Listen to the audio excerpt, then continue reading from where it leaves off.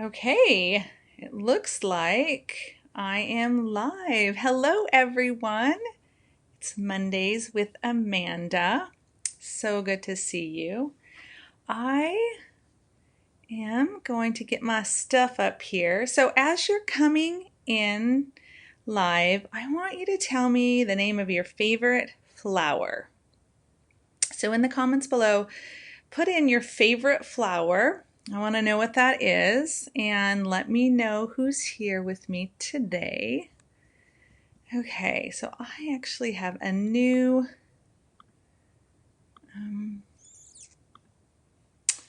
cool.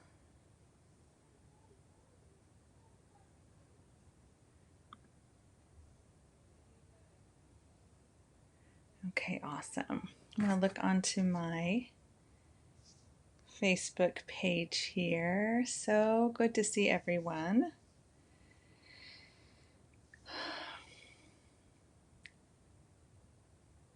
So I am guessing that a lot of you have kids at home.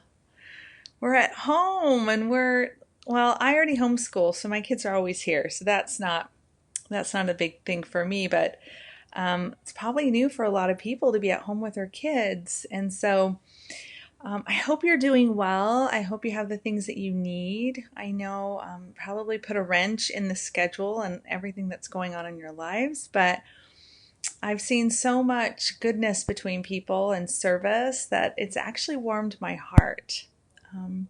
But if you have a child who struggles with tantrums and meltdowns and there's a lot of chaos, then I can expect right now that it's kind of scary to think to be home all week. What are you going to do with your kids, right? Like, what are they going to do? And when kids aren't busy doing something, then a lot of times they can get into bickering and fighting.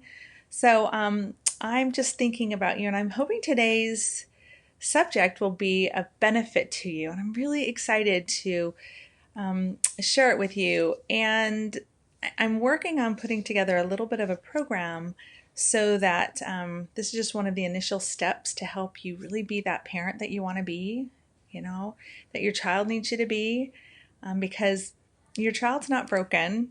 And I want to remind you that you're not a bad parent either. We have unique kids, and when they're uniquely wired, they have specific needs. And the goal as a parent is to help our children grow up to be responsible, healthy, happy adults, to be able to move out into the world and to have a successful life, right? But if we're constantly fighting and butting heads and not cooperating, it can make that home life so negative and so chaotic. And so I want to share with you a couple simple principles. So I asked you to put the name of your favorite flower in the description below. And it looks like, to be able to see you guys, okay. Simple principles. So I asked you to put the name. Okay. So favorite flower down there, because I'm gonna kind of use a little bit of an analogy today. So the title of this today is how to change power struggles into cooperation with our strong-willed kids, right? Now you might not describe your child as strong-willed, but it's really any child that there's a power struggle with them, okay? Do you remember how we talked about that kids are born with the need for attention as well as a need for power, right? Power over themselves, power over their lives, power over what's going on in their world and how important that is to them, right? So if we are in a situation with our kids and we feel like we're in a power struggle, sometimes that power struggle comes from us as parents, meaning that we just perhaps are coming from a perspective that we just want something done and don't want any lip about it, right?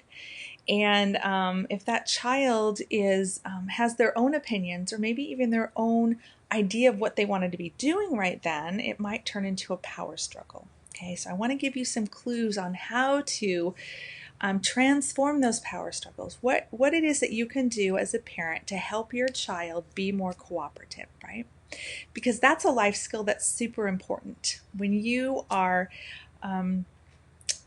working with a group of people, you want to learn how to be able to cooperate, right? To speak what's on your mind, to problem solve, to cooperate.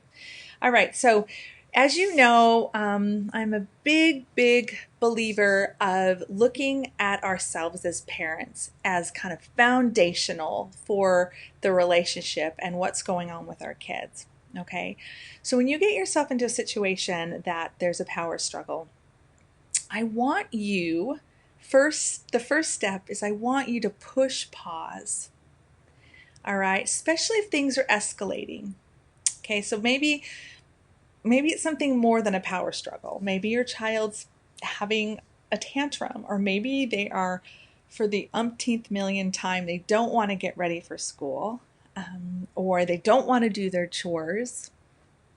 They don't want to eat dinner, whatever that is for you and for your child, because your child is unique and they have specific needs and specific wants, correct? So the first thing I suggest you do when there's a power struggle is for you as a parent to push pause, just to stop for a moment. The idea behind that is so that you can get out of your fight or flight brain and get up into the prefrontal cortex. That's where you're going to be able to problem solve yourself. That's where you're going to see more options and choices. When we're in a tug of war with our own kids, our ability to see what the solution or what a better road might be gets really limited because we're in a constricted state if we're fighting or if we're in flight mode. So I want you to stop and just pause, okay? Then the next thing to do is to help yourself get calm. And the best way to do that, and I showed you a few of those things a few weeks ago in the workshop if you were able to join me, is to just breathe. Okay, it's just to take a few deep breaths. And just allow the tension and the stress to just kind of just go all the way down and kind of empty into the ground. I like to see it as, I'm just blowing out all of the frustration or anything that's getting in the way, and I just let it kind of empty down into the ground, right? This idea of grounding ourselves. So when we're pausing, we're wanting to ground ourselves so that we can know the next right step. So, what's great about that is that when you take a pause and you breathe for a couple minutes, then you are going to be in a state where you're going to see more options, right? So instead of just playing this struggle with your kids, you can go, okay, let me get kind of curious. As you can see my signs over there, I've had those for a long time. And when I first started meditating and first started teaching other people about mindfulness meditation and Christ-centered meditation, those were a couple signs that I made for myself. This idea of becoming still so that I could connect with that higher part of myself, with my conscience, with my spirit, so that I knew the next right step for me. The next right step for you, if you were in the same situation, is probably going to be different, right? So the first step was to push pause and to breathe. Let any kind of frustration and stress just kind of move down through your legs and kind of empty into the earth so you're grounded, and feel your feet on the ground, and just imagine that the frustration and the familiar feeling you have with a power struggle or a tantrum, just recognize that. And my invitation to you next is to consider the thoughts that you're having, right? We've talked about thoughts before and how those thoughts can lead to different behavior. So when your child is having a power struggle with you, what are the thoughts that you're having? And I'm not saying to write them all down. I just want you to be curious about what you're thinking. Are you thinking, oh, here we go again? right? Or, oh my goodness, this happens every single time I ask him to put on his shoes, right? Or this happens every time I say, listen, you need to give me your device at 9 o'clock because that's when we plug it in and I want it in my room at nighttime. Okay, that's one of our rules in our house. You notice that you'll have specific thoughts. And if those thoughts are not helpful, they're going to keep that power struggle in play. So I want you to be curious about what it is you're thinking. And I want you to think about flipping the switch. Okay? Flipping the switch on to actually see what is really going on with your child at this moment. Okay? So if you're pausing, you're taking a few deep breaths and letting the stress and the frustration and maybe even the unknowing what's going on, or maybe you feel rushed because it needs to get done. Just let that go for a minute so that you can see what's really, really going on in this moment. What might be going on is you're trying to force a situation that might not be the right time. Okay, it might be your child is going through something right in that moment and they're not able to express that to you. All right.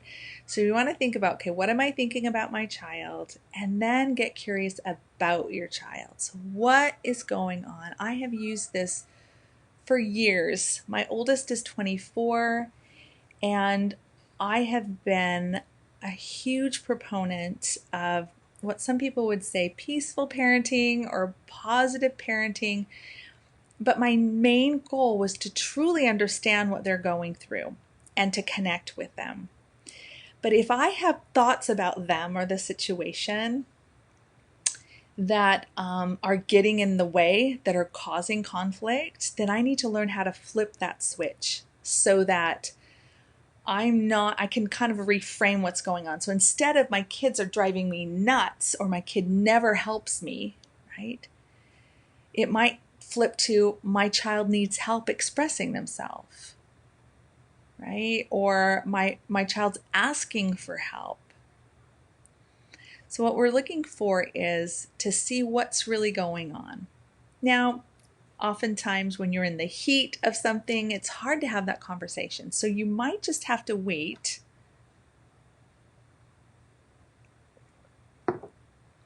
for a few moments for your child to calm down. One of the best ways is for you, when your child is throwing a tantrum or is having a meltdown or is arguing, the best thing you can do is for you to get calm and for you to just be there with your child until they get themselves calmed down, because you're going to be that steady rudder on that ship that's going to lead your child where that child needs to go to be a productive and happy and successful person. But if you are triggered and you are angry and yelling and trying to force in the situation, it's only going to add fuel to the fire. It's only going to make the situation worse. So what we're looking for after we've paused, and if your child isn't ready to share with you what's going on, because they might be too upset about things. You want to figure out, okay, if I need to sit here until my child has kind of, ran through their tantrum. If your child is open to talking about it, you might just say, hey, what's going on? Like, I'm trying to get these dishes done and I can't do it all by myself. So I'm a very honest parent. Like, I'm trying to be an example of a person and a human being that I want them to be as well. So I want them to be open and honest with me. So I make an effort to be open and honest with them about why I need their help. So if we're having this power struggle because I need them to do their chores or to help me get stuff cleaned, I usually say, listen, I don't know what's going on right now, but I want to get the house clean because some people are coming over or whatever's going on. I usually am pretty honest with my kids and saying, I'm feeling overwhelmed because I can't do it all. And it's a total mess in here. and you've made some of this mess, right? So I have this really, honest face-to-face conversation once they are capable of having a conversation. And then I find out what's going on with them. And it might be, there's been times where my kids were like, listen, I was just about to start playing with this game, and you told me to come in here without kind of even warning me. You just said, come on in here, you guys better get your dishes done or get your chores done. And for one of my children, like, I have to prep her or she will kind of throw a fit. It's always been like that. And one of the ways that I prep her is I'll say, hey, I need you to get ready for an instruction. And that was my way to say, I haven't given you the instruction yet, but I need you to get ready to receive an instruction. It was so powerful with her because it gave her the time, because she has some auditory processing challenges. It gave her some time to make the connection in her brain that, oh, my mom's going to ask me to do something. So I need to get ready to hear that, right? And then I could say, okay, I need you guys to do your dishes. When do you think you can get them done? Like, I'm honest about it. I'm thinking, I want them to really buy into this family and the family unit. And this is not necessarily a 2-year-old per se, but it could be. I want that child to know where I'm coming from, and I want to know where they're coming from so that we can be better connected. But if I'm flying off the handle, then there's no way that we're going to be connected, and it's going to be negative, and it's going to kind of spiral out of control. Okay, let's see. Hi, Nicole. Nice to see you. So my question was, what is your favorite flower? Do you have a favorite flower? I do. My favorite flower is a daffodil. I think they're just amazing. I love daffodils. I think because they're just so bright and happy, and they're one of the first flowers to come up in the spring. And so for me, I get so excited about it when I see a daffodil that I know that the seasons are changing. So I was giving you guys some ideas, but the reason why I brought in this flower was to say that oftentimes, if we could see our child as a flower, all right, and let's say this flower is just kind of having a hard time. It's just not growing or thriving very well. And it's, a flower isn't frustrated, but you see something's wrong with this flower, all right? So you might think about, what is it that we give to a flower? What is it that we do with a flower to help it grow and be strong? Well, we have to look at the environment that it's in. If you put a flower seed in a pile of sand, or let's say a daffodil bulb in a thing of sand, it's not going to grow if you don't give it the nutrients that it needs. Well, this goes for our children, that we have to consider what's really going on underneath the power struggle. So if we made a list of the things that we're challenged with our kids, all right, what are the things that they're doing? Are they hitting? Are they biting? Are they kicking? Are they screaming? Are they immovable? Are they frustrated? Do they just start crying? Do they run away when you're trying to work something out or when you need to handle a problem? So we can, if you take a minute, you could write down kind of what's going on with your child. What are the reactions that they're having? And then what you want to do is you want to get really curious, just like my sign back there. Right back there. You want to get curious and say, okay, what's really going on underneath, right? What's going on underneath this flower or this plant? Is it getting what it needs? And what are the real problems going on? So it's a huge mind-expanding opportunity for you as a parent. So I would encourage you to be able to go from power struggles to cooperation. It is about pushing pause, taking a breath yourself so that you are grounded, feet on the floor, few breaths that just let that anxiousness or frustration or whatever it is that you're feeling at that time, and your kid's not doing what they're asked or they're throwing a fit, get yourself grounded so that you can be a calming support to them. And then you want to get curious about what's really going on. And that might be if you share what it is that you need from them, and they can share why it is that they're resisting what you need, right? It could be that you calm down enough to have that conversation. But if your child is really, really out of sorts and is really having a challenging time, you're probably going to have to wait to discuss it at a later point once everybody is calmed down. But for those of you that have a child, you may consider using that one trick that I use with my daughter. So when I need them to cooperate with me, if I'm in a calm state and I realize, okay, I need my kids to come in and do their chores, I will honestly go in there and say, hey, listen, the house is messy.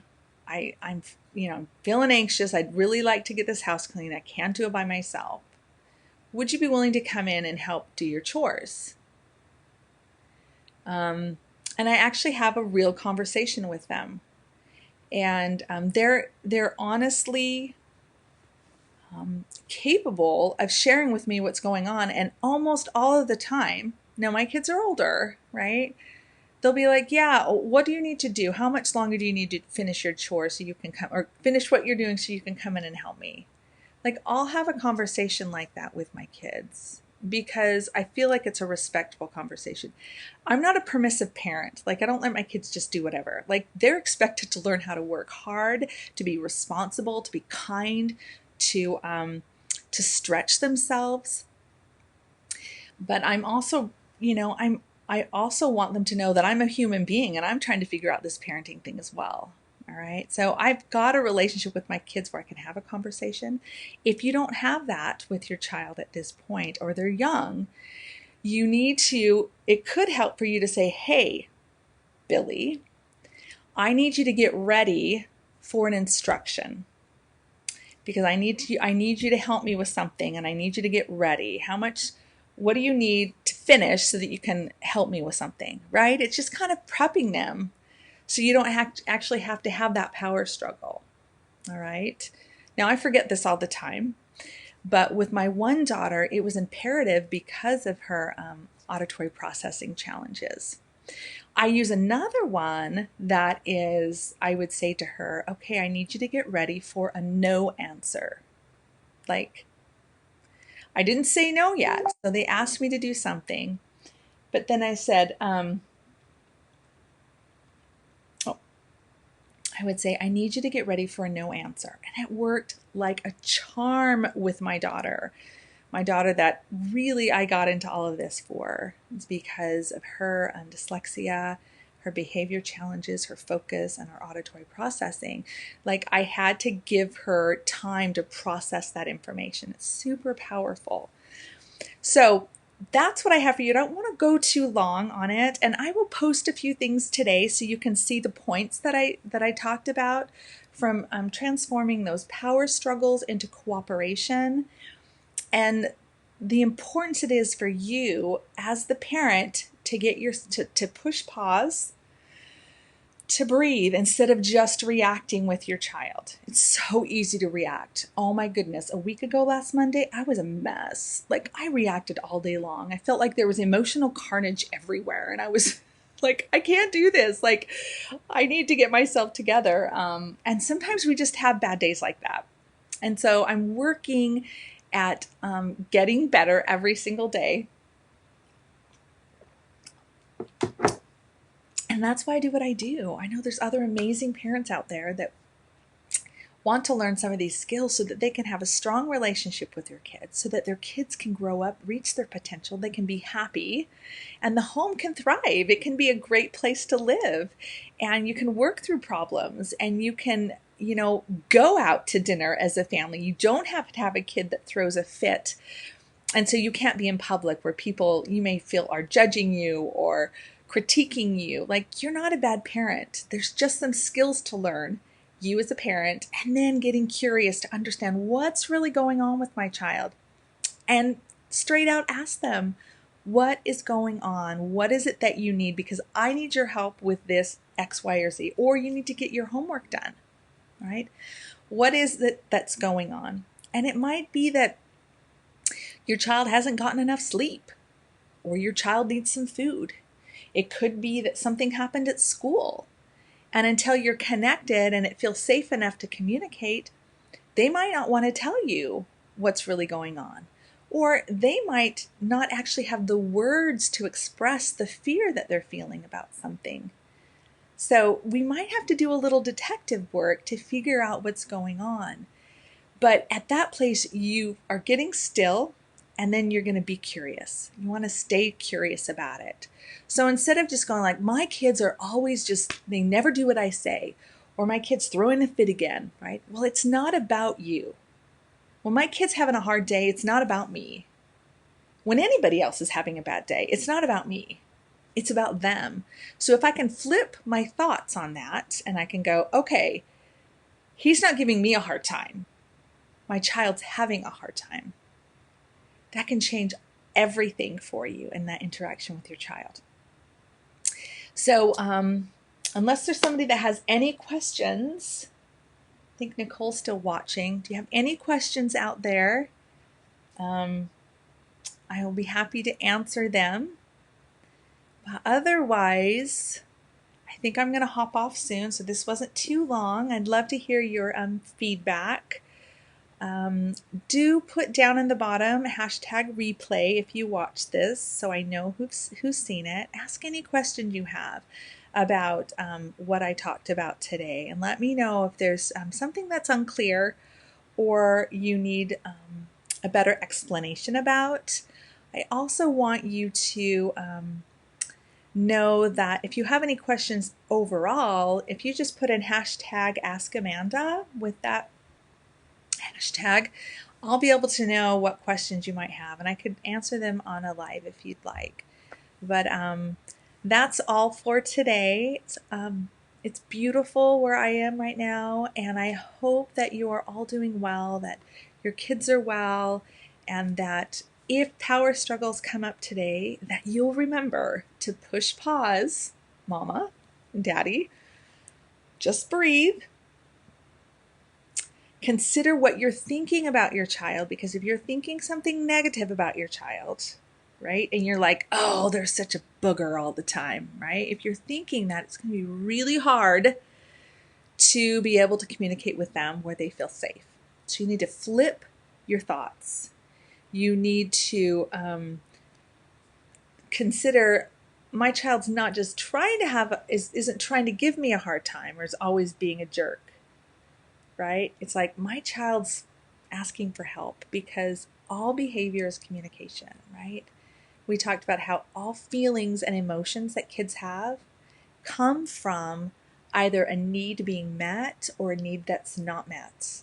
And so getting curious to figure out, what is it that my child needs? What's going on underneath the surface of that flower, in that environment of the flower, that I need to help my child with? And then if you need to ask your child, one tip that's been so helpful for me is to prep my kids before that. Okay, I need you to get ready for an instruction, so that they can shift from what they're doing to being ready to receive an instruction. Because you as a parent have an incredible opportunity and responsibility to raise these little people, to help them grow up and be happy and to know how to live a full life. And communication and relationship is the most important thing that we do in this world, I believe. Like, relationship and the way that we interact with one another to feel seen and heard is so, so important. So I leave that with you, and I hope you have a wonderful day. And all right, be the best mom you can be today. If you mess up, we all do, just restart again. Just have a do-over.